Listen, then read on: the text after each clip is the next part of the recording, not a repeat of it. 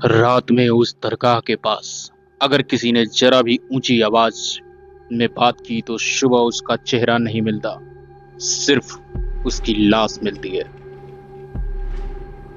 ये एक छोटी सी कहानी है जो मैं आप लोगों के लिए लेकर के आया हूँ।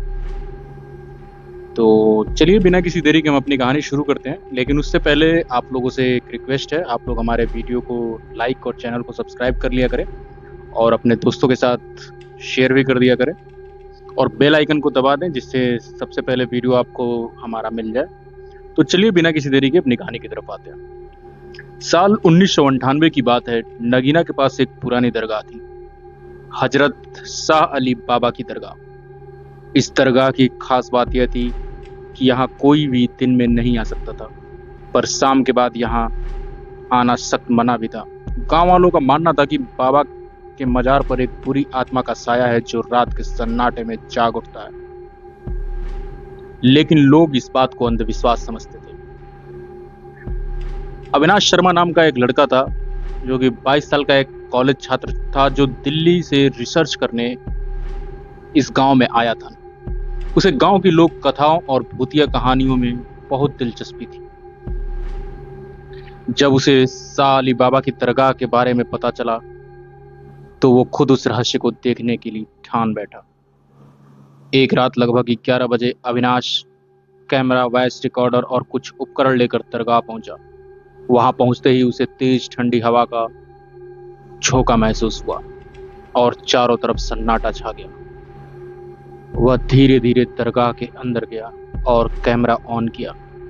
जैसे ही उसने वहां आवाज में बोलना शुरू किया, मैं यहाँ किसी को डराने नहीं आया, मैं जानना चाहता हूँ कि यहाँ पे क्या है और यहाँ का सच क्या है।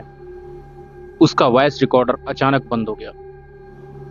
अविनाश को अचानक महसूस हुआ कि कोई उसकी पीठ पर सांस ले रहा है। उसने तुरंत पीछे देखा, कोई नहीं था, पर उसकी गर्दन पर किसी के नाखूनों के निशान बन गए थे। अचानक दरगाह का गेट खुद बंद हो गया। अविनाश ने दरवाजा खोलने की कोशिश की, लेकिन दरवाजा अंदर से लॉक था। और फिर उसने एक औरत की कराहने की आवाज सुनी, छोड़ दो मुझे, मुझे मत चलाओ। वो आवाज मजार के पीछे से आ रही थी। वह डर के मारे कांप रहा था, लेकिन उस आवाज के चलते उसे बार बार क्यूरियोसिटी हो रही थी कि भाई ये कौन है, कौन चिल्ला रहा है। तो वो उस आवाज की तरफ बढ़ जाता है। जैसे ही वो मजार के पीछे पहुंचा, वहां उसे एक पुराना कुआं दिखा जिसके आसपास धूप और अगरबत्ती के अवशेष पड़े थे।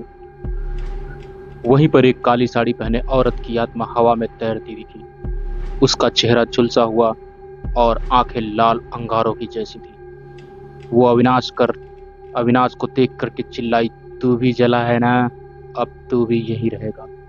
अविनाश की सांसें जैसे थम सी गई हो। वो बेहोश होकर जमीन पर गिर पड़ा। अगली सुबह अविनाश के गांव के पास से खेत में बेहोश मिला। उसका कैमरा टूटा हुआ था और शरीर पर चलने के निशान थे। जब उससे पूछा गया कि क्या हुआ, तो वह एक ही बात दोहराता रहा, मत जाओ, मत बोलो, खामोश रहो, वो जाग जाएगा। उसी दिन से उसकी मानसिक स्थिति बिगड़ गई। आज भी वह दिल्ली के एक मानसिक अस्पताल में भर्ती है और जब भी रात होता है वो शाह अली बाबा की दरगाह का नाम लेकर चीखने लगता है।